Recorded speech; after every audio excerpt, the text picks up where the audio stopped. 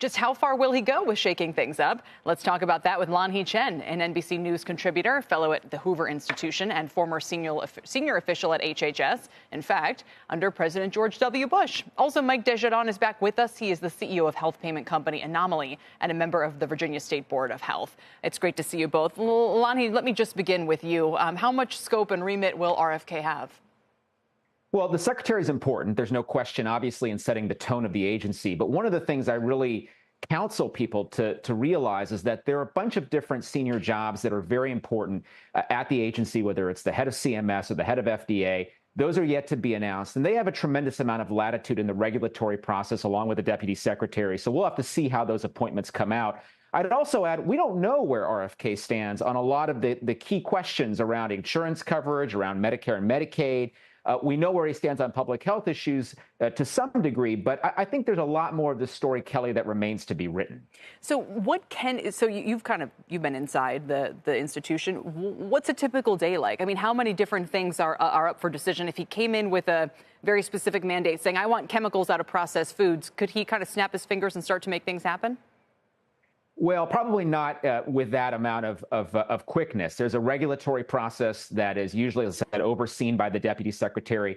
The secretary has the bully pulpit, so that's very important. The secretary can help set priorities as long as it's consistent with what the president wants. So I don't want to understate the power of the secretary. I would just say that there are a whole bunch of mechanisms in the department. There's 80,000 people who work at HHS. Let's not forget that.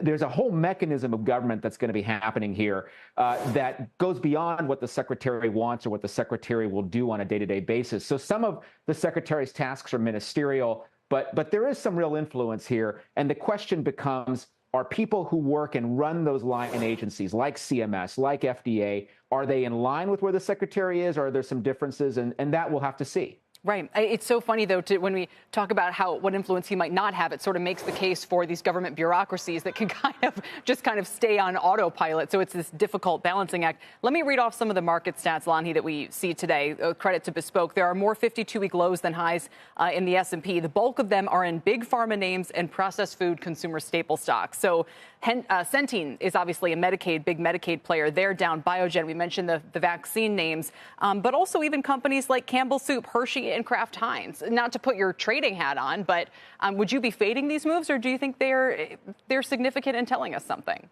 Well, I think there's a little bit of overreaction here on the market side. I understand, certainly around vaccine issues, and that's something where the nominee has been clear on a point of view. But if you look at healthcare more broadly, there are a lot of questions we're going to be encountering about which we've got to figure out where this administration is going to head. The future of Medicare Advantage, for example, will be crucial on the payer side. As we think about the provider side, how hard is transparency going to be pushed? That's a question we've got to figure out. What about something like site-neutral payments that have been talked about in Medicare? That's going to affect the provider community. So we got a lot of things to figure out here, Kelly. I do see overreaction. I fully expected that. But really, we got to keep calm and carry on here, because there's a lot of different kinds of questions, policy questions, that we don't know the answers to quite yet. But I'm glad you raised this issue, because you could ask, is it a bigger deal to have him at HHS, or a bigger deal to have, this DOGE committee, which is looking for savings and is probably going to target the biggest area of federal spending at 28% so far this fiscal year?